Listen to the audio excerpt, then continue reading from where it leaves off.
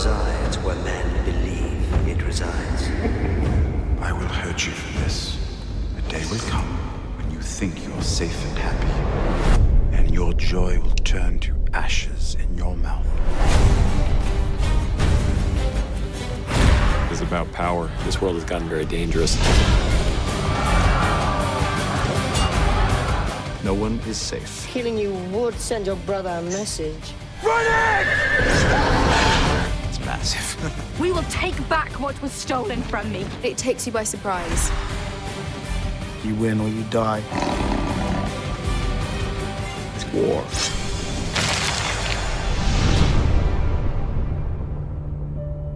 I think from the first time Dan and I read George Martin's books, we knew he had taken fantasy to a different place than it had been before, and to a more realistic place. The characters don't feel like they're locked in the eternal struggle of good and evil. They feel like real people who happen to live in a world that's not our world, a world where magic still exists. Is a much more adult, grounded, and psychologically complex. Probably has more in common with many other HBO shows like The Sopranos and Deadwood. I think it's more reality-based than fantasy, personally.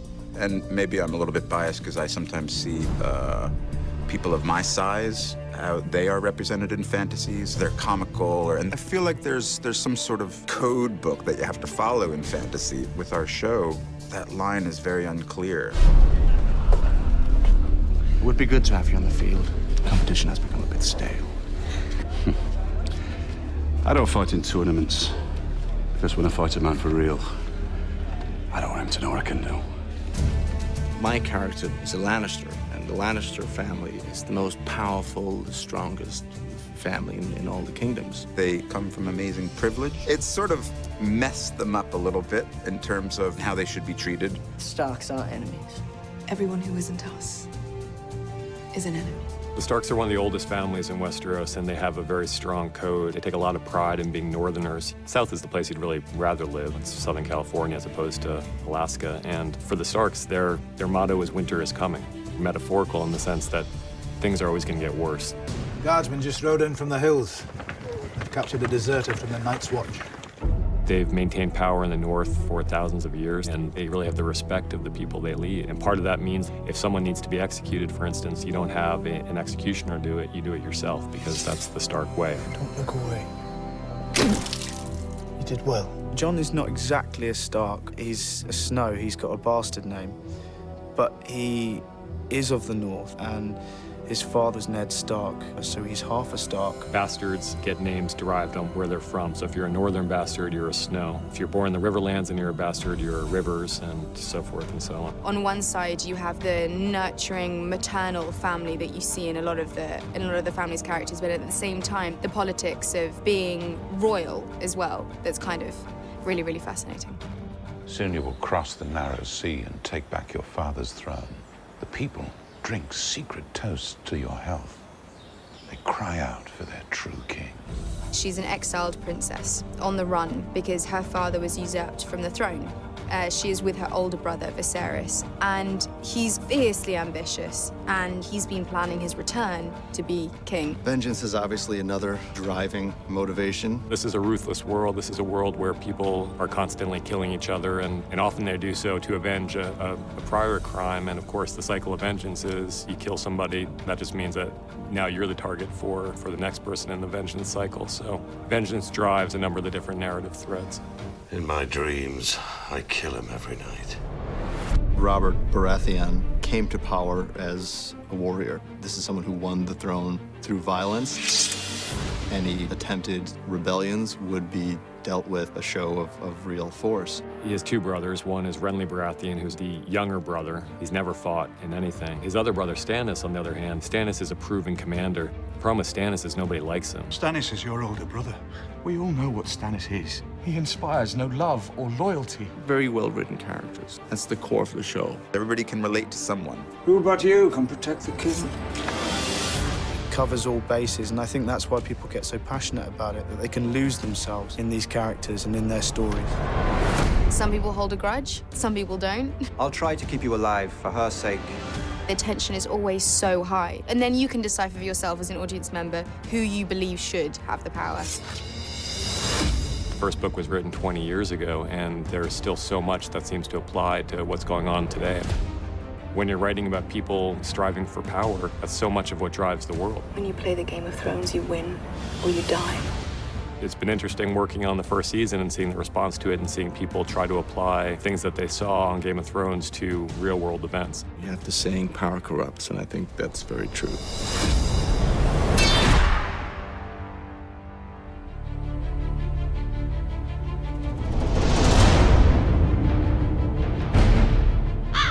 There was a raven from King's Landing. John Arryn is dead.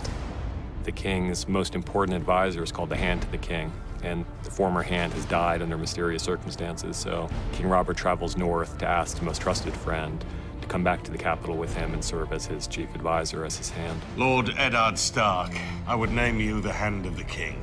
One of the primary conflicts in the show is when Ned is called south and given no choice to help out his best and oldest friend in the world. They were raised together. They learned how to fight together. Robert just looks on Ned as a true brother. I mean, Robert has two brothers that he doesn't like or trust, but there was no one else out there that Robert could give that much faith and confidence in. It had to be Ned Stark. We were meant to rule together.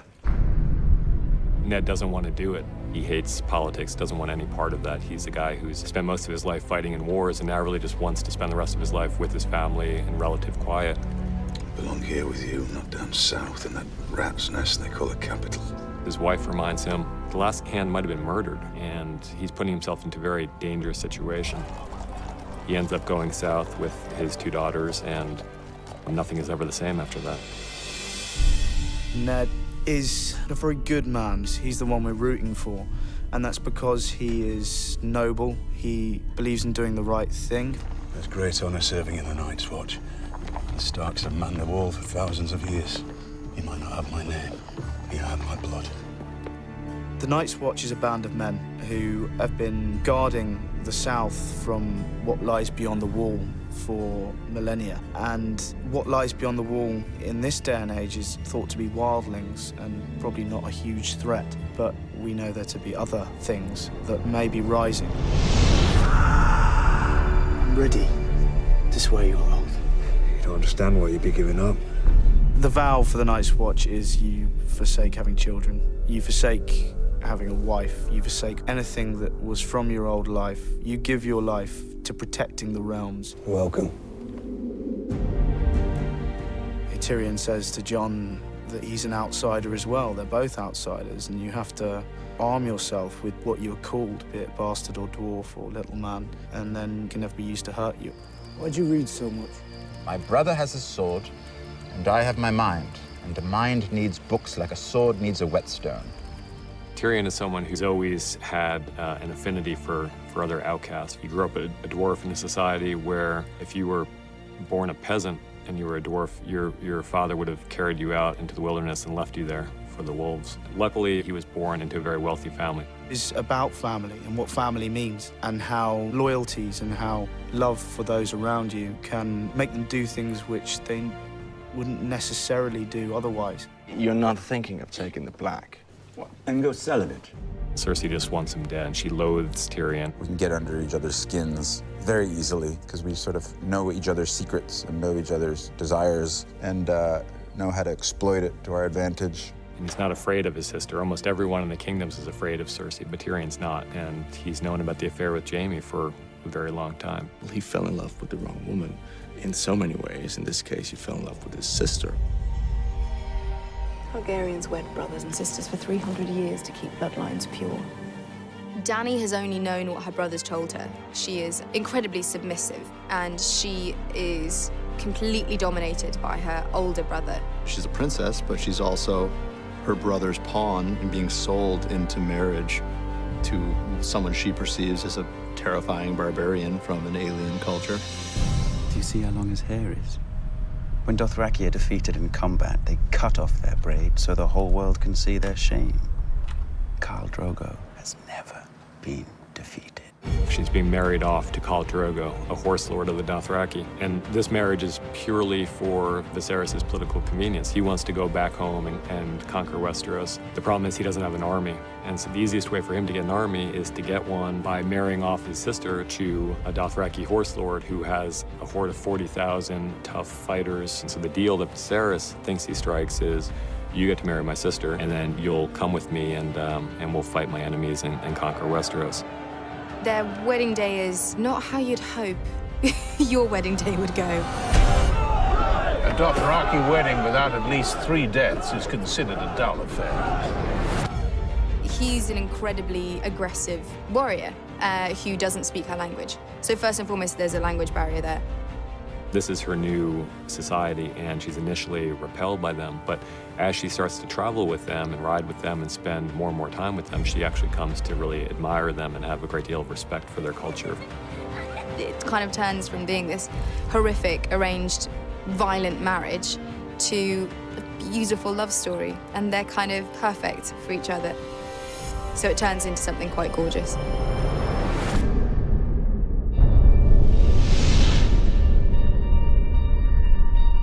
You're not supposed to be here. No! They come into our home and try to murder my brother. Do you know whose dagger this is? I do. Tyrion Lannister, the imp. The strongest characters in the story are female, and I like to think of the duel between the two mothers of the competing families, Catelyn Stark and Cersei Lannister. They seem diametrically opposed in many other ways, but they're both women who are driven to very extreme actions to protect their children. This man came into my house and there conspired to murder my son. I call upon you to seize him. The wonderful thing for me is that it's got some strong women in it, which is wonderful as a young girl to be playing such a strong female role. I've heard the show be referred to as feminist. We have characters such as Cersei the Queen or Daenerys the exiled princess who find their strength through being wronged. And they're possibly some of the strongest characters and the most brutal in a lot of ways. The next time you raise a hand to me will be the last time you have hands. This is the first time that she starts to take matters into her own hands and she starts to kind of see who she could become. She sees something in Khal Drogo that gives her the courage to make the best of this situation. A Targaryen at the head of a Dothraki army. The narrow sea still lies between us. Ned is a very straightforward person and finds himself dealing with backstabbers and double dealers. No matter how effective he is at being Ned Stark, he's really not very well equipped to handle them. We've come to a dangerous place. We must protect ourselves, look after one another. Ultimately, those qualities that we consider positive qualities become liabilities for him. I'm looking for my brother. You killed me. Your brother's a dead man. He loves Tyrion, and I think it's mutual. They're both Lannisters, and they like to play with people's ideas of them. Have you ever heard the phrase, rich as a Lannister? Of course you have. You're a smart man. I was falsely accused of attempted murder. They kept me at the Eyrie in a sky cell, and the fourth wall of the cell is basically a cliff. The show is often about the misuse and abuse of power and what happens when people end up with power that they're not really fit to wield and what can go wrong.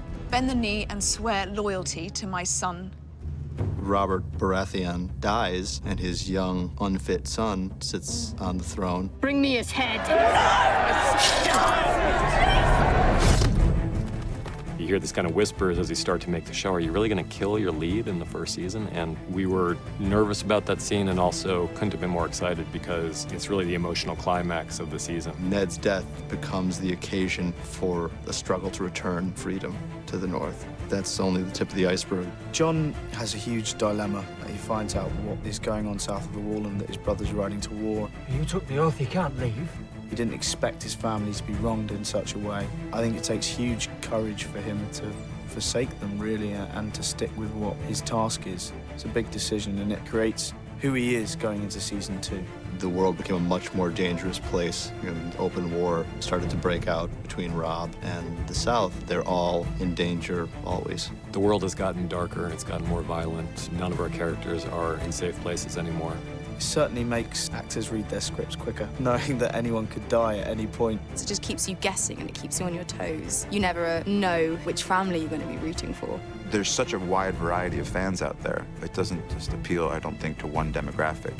What I always wanted is for the show to not disappoint them. And Danny is such a character that people either love or they hate, but it's always been positive. Luckily, I've had no one say, "You're rubbish," which is always good. Everyone's just been wonderful. The final image seems to be the one that people kind of speak about most. People go, yeah, I saw it, and I had to go and buy all the books, and I mean, the way you go, wow, it's cool, it's amazing. I remember having a conversation with an HBO executive and saying, you know, this isn't the kind of show that gets nominated for things because they don't like fantasy shows, science fiction. That just doesn't happen. Dan, my partner, said we just got nominated for an Emmy, and it was pretty surreal. And it was great to see Peter get nominated and so many of the people who had worked so hard on the show. I remember exactly when they called out Peter's name. I was definitely shouting out. I was just so happy for him. I was so happy for the show. The Golden Globes is a little slightly different event because there's wine and champagne on the table. But when he won, that was also just an amazing experience for everybody. Any recognition is really great. You pretend to be cynical about it, but it's great. When something that you love and really respect and love being a part of turns into a hit or popular, it's a really great feeling. To have that recognized so early on, it's glorious. It's incredible.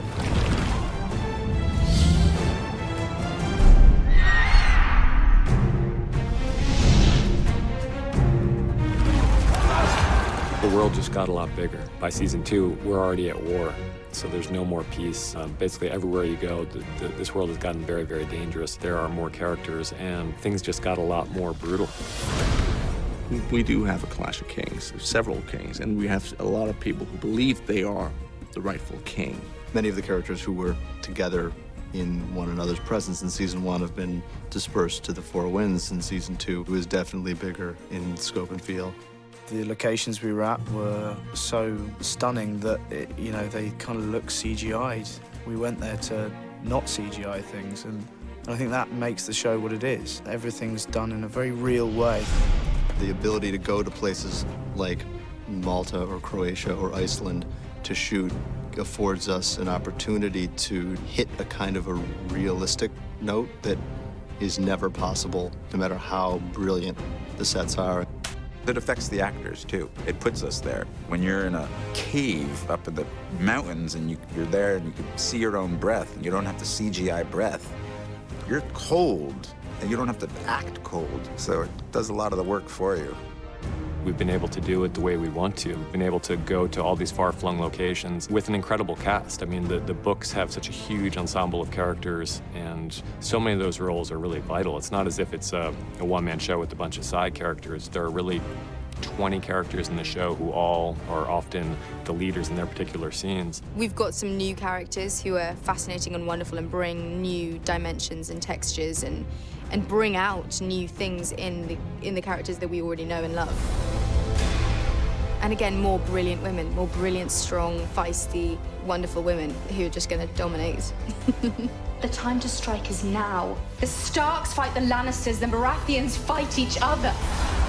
All of our characters are in increasingly dangerous circumstances, and even the characters that you might think of as villains, in their minds, they're actually doing the right thing. It's not all black and white with Jamie. It's got the twists and surprises. Do you think that you can't beat dragons? But actually, the reality of that is that they're stuck in a wasteland, and whilst having dragons is kind of the biggest miracle that this world has seen, it's not going to put a roof over their heads or food on the table. And so that's kind of the first struggle that you see her deal with. What you can expect from this season is more bloodshed. There's more epic sword fighting. It doesn't hold back any punches. You're going to be left on a knife edge again and again. Not to give too much away, but fans who want blood and battle won't be disappointed with season 2.